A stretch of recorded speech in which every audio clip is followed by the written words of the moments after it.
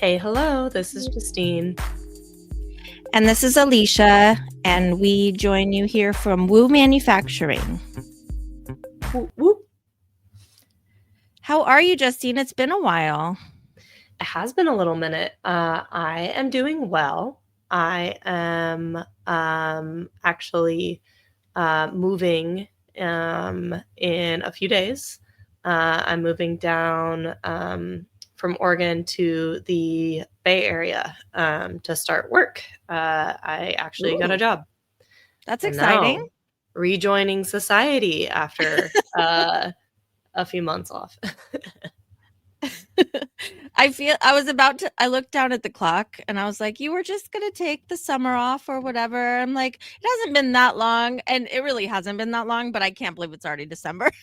No, yeah, it was one of those things where it's like fucking around for the summer was a lot of fun and felt justified. And Yeah. then as soon as the fall months hit, I started to feel these were all personal pressures. I don't feel like anybody cast me the evil eye or looked down on me or anything, but I started getting kind of sweaty about, oh no, it's now fall. This isn't hot girl summer anymore. This is me like actually being a leech on society. Like I need to like what is my resume going to say? Like half a year of not working, people are going to think that there's something wrong.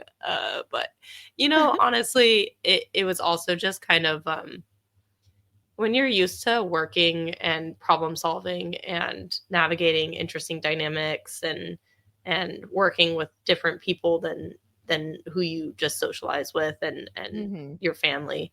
I think it just works different parts of your brain, and so I'm very much looking forward to working again. It I bet. was enough of a break that I'm actually looking forward to it, which I think is probably a good space to be approaching it from. It is. Yeah. No, it's super exciting. Congrats. And yeah, I think me and the audience are going to be excited to hear how the new gig goes. Yeah, yeah, yeah, yeah. And yeah, I obviously haven't started yet. And so yeah, pivoting from production into more of kind of the research space is going to be kind of interesting. So um yeah, I'll have more to share then. But Awesome. what about on your end? I know you've been busy with your, I guess, company. I don't know what else to call it. Yeah.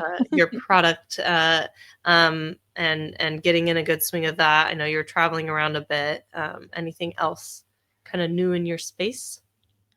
Just busy with work. It was like a whirlwind up until then I went on a holiday, so that was nice. But right before, so I went to Thailand and Singapore, which was incredible. Wow. Yeah, so I had, about 3 weeks off and went and saw my friends in Singapore, and then, you know, went over to Thailand, and my parents were there. They've been going for the last couple of years, and I decided to join them. I did a little bit solo and a little bit with them, so that was fun. But Hmm. like leading up to that, I was gone constantly. I was traveling and barely at home for a minute and juggling a bunch of clients and just busy, busy, busy. And so it's been interesting getting back, but I feel like the holiday really helped me, just reset. And now I feel like I'm back and in the full swing of things and feeling good about all the work that I'm doing for my various clients and really excited about, yeah, having started my business. And I'm going through some really interesting stuff in that we're going to talk about today, in that I recently got a diagnosis of ADHD, which is Mm. very interesting. So I'll talk about that, but I mean, this is where I needed to be. I needed to be away from the W2 world. I needed to be working for myself. I needed to figure out who Alicia is outside of the chaos of startup life and working for the man, and I'm just feeling really good about things.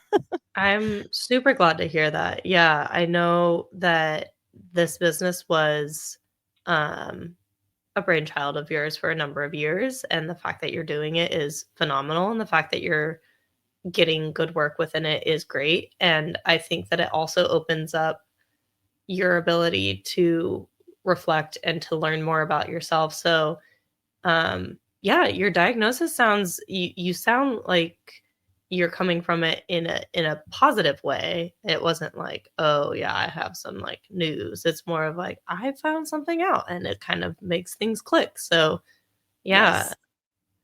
Yes. It's weird to be excited about a diagnosis, but now that I've been digging in, it sounds like a lot of people are seeking that because they feel like they have symptoms and they want to either try a medication or at least help have the world understand that they're neurodivergent and their brain doesn't think like other people's brains. So, yeah, I'll step back and just talk about how I got my diagnoses. So, I was just going to my psychiatrist, very, very normal. I've had depression probably since I was in my late 20s, where Mhm. I was diagnosed, and then, so I've been on medication for that, and then I started getting anxiety probably mid-30s, and then that just started to get worse and worse, especially throughout the startup life and, the Mhm. chaos that was that. Lot of anxiety around many, many things, and to the point where needed medication and, um, I would, yeah, breathe heavy, have panic attacks, those sorts of things. So as I was going to my psychiatrist, I was explaining what's going on in my world, and it's always been the same. It's my brain doesn't shut off. I can't sleep because of it, so then I have to have pills for that. All the Mhm. pills. And I know that I had a really unhealthy work-life balance and relationship with work. And, I more recently, with the clarity in my mind, have realized, okay, I had some codependency issues as a kid, and pretty sure I just shifted my codependency to work. So that explains some of it, but I knew it wasn't right. And I knew that my level of care for my job and what was going on at work was higher than it really should be, and I just didn't Mhm. have an off switch, and that just really impacted like every level of my life. And so when I was talking to my psychiatrist about this stuff, all the things that were going on and the struggles I was having, she was like, this really sounds like ADHD, Alicia." And my initial reaction was, no, like, I don't want to be on this bandwagon that is ADHD. Mhm. I Mhm. don't I like, of course I didn't know that much about it. I'm thinking just of the things we knew as throughout the years of like, oh, somebody's on ADHD because they can't focus, or they get all itchy scratchy, as Justine would say, or Mhm. act out or whatever. That's when people usually get a diagnosis. But here it was, apparently my whole being was this whole ADHD ridden thing that describes exactly who Alicia is, like the down to being an overachiever as a kid and always want to please everybody, and I'm my biggest critic and I hold myself to these crazy standards. Apparently that's all ADHD. So, Mm. getting that diagnosis from my psychiatrist, we did the tests and all of that, and now I'm trying medication. I don't know if I'm going to stay on medication. I was very hesitant at first because I was like, ADHD might be my superpower. Like, I don't really want to like dampen who Alicia is, Sure. but I figured it's worth trying and kind of seeing what it does to me and whether it helps me. So, I accepted it, and now I'm on this journey of like learning what it really means and learning more about myself. And yeah, I'm happy because now I can put a name to it. I Mhm. understand all these intricate parts of my being. It's because my brain is different. It's wired different. And the world was meant for non-neurodivergent people, like normies, as we call them now, apparently in my new club. But I mean, it's just wild. So I know that's a lot, but that's where I'm at. Wow, no, that is a lot. I think, I mean, it's really interesting to hear you mention, you're like, "Oh, I don't have this," because ADHD is, diagnosed as a kid, and it means that you're bouncing off the walls and you're, like, not able to sit down, and I think that that is a way of it manifesting, um, especially in young boys, but there are other ways that it manifests in young girls that is not as I don't know, stereotypical or as noticed. I don't know the right word for it, but um, no, I think that's great that there's something that finally clicks that makes sense, because when you have this kind of nagging feeling that you're like, why can't I just do this? Everyone else can do just this. But it just your brain doesn't necessarily approach it that way, and I think that that opens up new communities and new skills and new methods of recognition. And all those things kind of add up to a nice healthier state, and that's great. I'm glad to hear it. Yeah. Yeah, there's things that I've dealt with my whole life where my family will call me kind of like ditzy or whatever, as far as I lose my keys a lot. I lose my Mhm. wallet a lot. There's I'm just a little like at work, obviously I wouldn't call myself ditzy, but out in the real world it's like I'm constantly doing something silly, parking in the wrong spot and like being so mindless that I don't even notice there's a sign and then I get a ticket. Or yeah, I've lost my keys about 1,000,000,000 times. I've lost my wallet 3 times in Reno, and every time it got returned because people in Reno are like really nice and wonderful. I have no That's idea how awesome. that happened. That's But awesome. yeah, so some of that, but like some of the bigger things really are like my inability to be okay when I don't have my plate at like 95%, which I never understood. I knew that other people, being a leader, I knew other people struggled when their plate got too full, but I'm like, why am I only okay when I have too many things going on and crazy deadlines and I have to do 27 things at once? Like, why is that a thing? And apparently that's a thing and it's an ADHD thing. But it's freaking weird. Mhm. Yeah, yeah. I actually think that's cool because like you kind of mentioned earlier on a bit of hesitancy around doing a medication change because you like yourself and you like that you are a kick-ass worker and that you can do a lot of things at once. Like you thrive in the chaos, and when things are quiet, that's when you become kind of less motivated or less productive. It's harder to focus.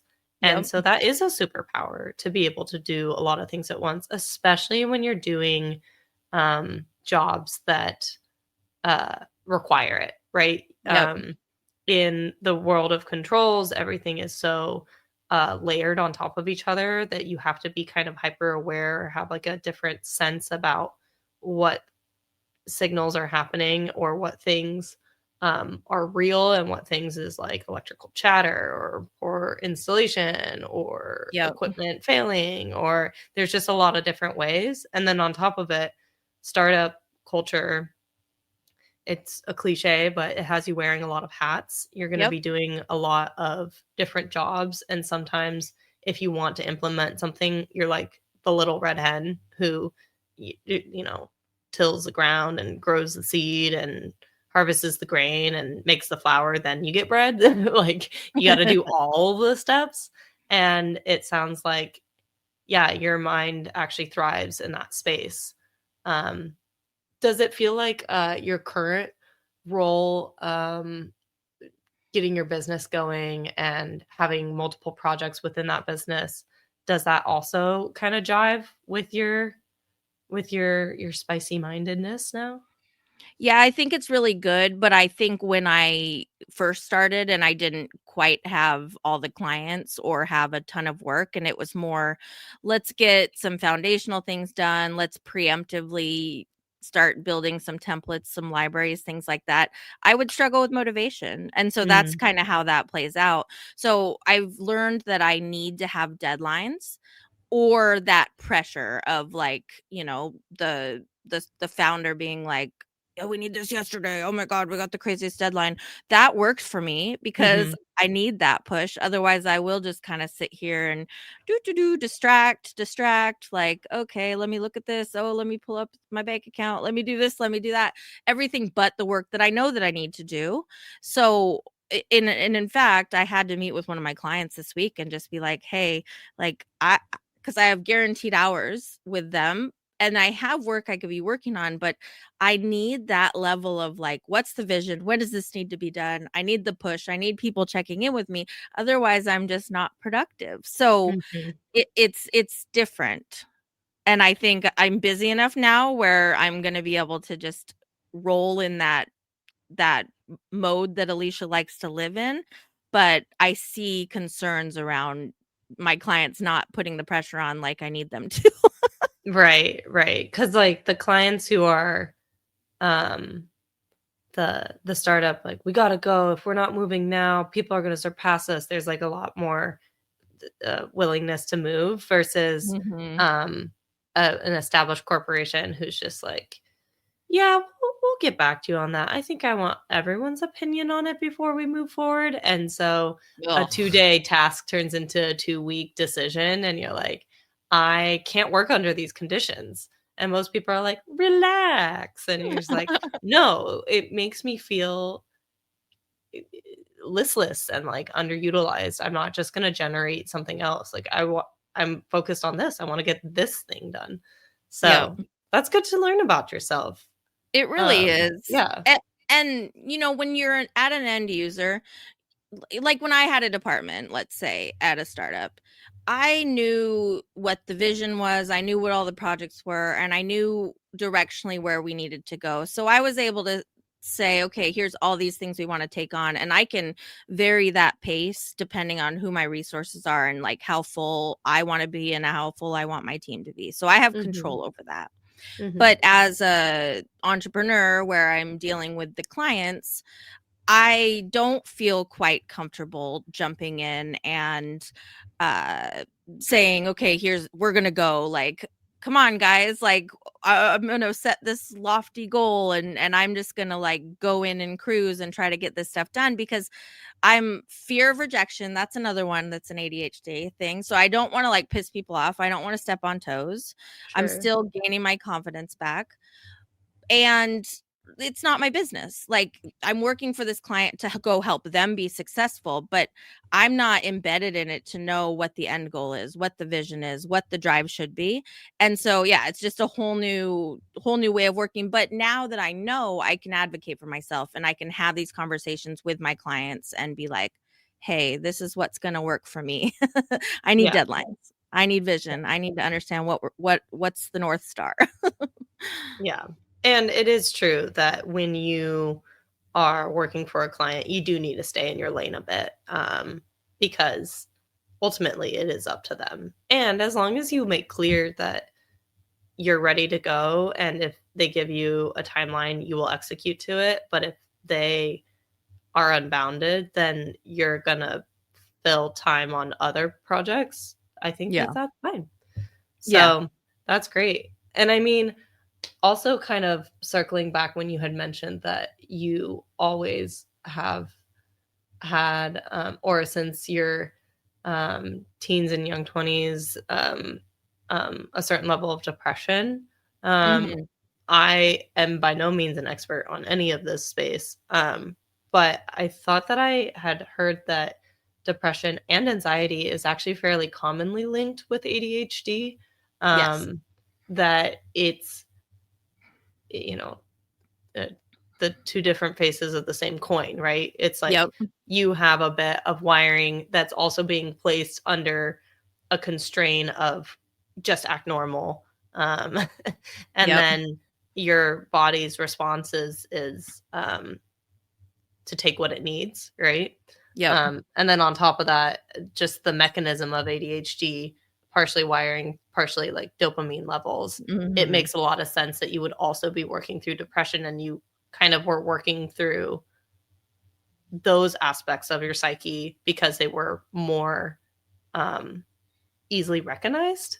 Yeah. Um, so And does catch-alls. I feel like, does like that people help at type in, all, like, or catch-alls. what do you think? Yeah. I think that it's not that I would say I was misdiagnosed with depression and anxiety, but I do feel a little bit like either anxiety came out of my ADHD being untreated and then going through the startup stuff and the Mm-hmm. trauma, or at least it exemplifies it and makes it on steroids.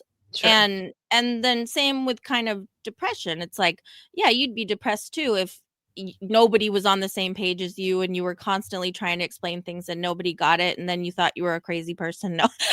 I mean, Mm-hmm. Mm-hmm. there's lots of reasons why you're depressed, but I just think that because people didn't look for ADHD, and those are easy ones to go to, depression and anxiety, that, you know, you need to be aware of all three to be able to properly treat somebody. So Yeah. it's a peculiar situation, and I meet with my psychiatrist in person tomorrow, and, you know, I plan to talk to her about kind of all of it. Where do we go from here, and how do we evaluate depression and anxiety within Alicia Lomas, now knowing now that she has ADHD? Yes. Yes. Cause like maybe the because it's almost like they're symptoms instead of being the crux of what needs attention and treatment.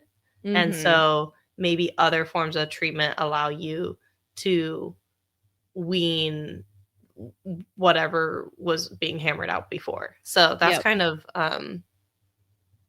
yeah, it's a very curious opportunity to also run into, especially because ADHD is on paper supposed to be diagnosed in childhood, and it's like Mm-hmm. harder to diagnose people later in life. Um, and it all feels a bit kind of silly and up in the air if it is helping people. So yeah, it's quite a journey. And in general, knowing yourself, and having things click for you and having kind of an understanding about yourself is so helpful for moving forward and for finding 100%. like quieter spaces, or even just like meeting yourself with curiosity rather than frustration. Yep. Because you can be like, okay, well, I might not have reacted the way that I had wanted, but why was my instinct to go this way? Or why did my Yeah. body take me in this direction? It's just it just helps getting back to a little more loving kindness of yourself, which I think is great. That is one of the big things, I think, is the loving kindness for yourself and the forgiveness for yourself. And Mhm. what I'm going to be working on pretty hard is to stop overthinking to the point where I'm thinking everybody hates me or that I'm not doing a good job, because that has very much impacted my confidence was kind of beat up throughout some of the journeys that I've been on. But then you add the overthinking and the fear of rejection and all of those, then it's just crazy town. So Mhm. it's nice to name it. It's nice to understand, okay, this is what's going on. And then I can start forgiving myself, being kinder to myself. And I truly believe that once you name something, whether you name a pattern that happened to you as a child or you name this diagnosis, that is your first step to healing. So even now, I've always struggled with, you know, making little piles here and there and wanting to get to stuff, clean out things in my room. And I mean, even just this last week when I was sick during Thanksgiving, I just like went through my room. I got rid of a bunch of stuff. I'm in the age of minimalism, but I also just like went through those piles and I reorganized, and I had the motivation to actually like finish a task around the Mhm. house. And that was a big struggle. And it was just because, okay, I've named it. Okay, I have ADHD. All right, now it's time to actually just like tackle some of these demons. Right, because instead of it being, "Oh, well, I didn't do it again today," and then you kinda beat yourself up on about it, you Yes. can more be like, "Okay, I have a pile. It's a physical pile. I can see this pile. I'm gonna put it in my way, and I'm gonna make it like, facet of my being. Because when you can hyperfixate, then you can actually knock things out, and when you're tired and you're doing other things, it means you're disinterested in it, and so how do you draw interest back to the thing that you're doing? And I Yep. that's phenomenal. I've I'm glad that heard that's the case. Yeah, I've been listening to a lot of podcasts, so in a very short period of time. So I've just heard everybody else's journey on the ADHD thing. And there's been things like, I know that I need to return these library books or something. And people struggle the same way I do with forgetting to do things. Oh, I'm supposed to take that back. Oops. Um, so they just like put it in the middle of their living room on their way to the front door because they know that if they don't, they'll forget again and again and again. So some of Mhm. these kind of tactics, which I think are kind of fun. Yeah, no, it's great. And And it then also gets you to a state of having tools to work with, even if so, like, medication is wonderful for many people, especially depending on the severity of whatever you're going through, But if you Mhm. can get to a state of having additional tools, that helps you either do like a lesser amount or wean a bit or change up what you're doing. Like you don't have to hit it with the hammer if you have other tools in the tool belt. Exactly. Well, and then the other funny thing that recently happened is I learned that ADHD is genetic, and I had no idea. Mhm. And so I'm having these conversations with my mom, and then my sister's doing some work for me for my business, and they're both ADHD. Like, obviously, I'm not a doctor. Obviously, I'm not a psychiatrist, but I do feel like all of a sudden now I can recognize it in people. And so there's been a few different friends, and then my mom and my sister, and I'm like, oh my God, you have ADHD. Mhm. But theirs Mhm. presents in different ways. So, like, mom and I both are people pleasers, and we both like worry about everybody else's emotions. And, there's some of those things. And then, like, my sister, she goes through things, she calls it the hard way. Like, I'm always doing things, I'll get there, but I do it the long way, the hard way.